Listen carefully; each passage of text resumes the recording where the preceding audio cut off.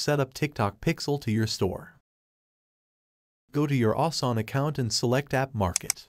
Select TikTok Pixel and install.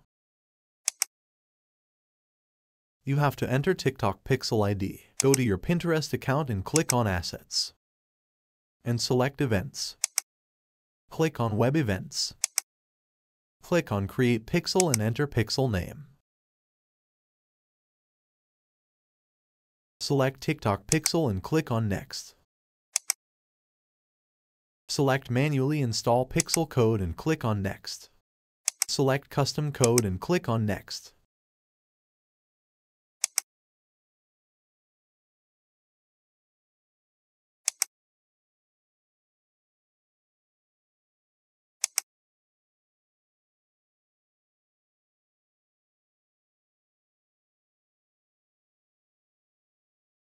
Copy the Pixel code.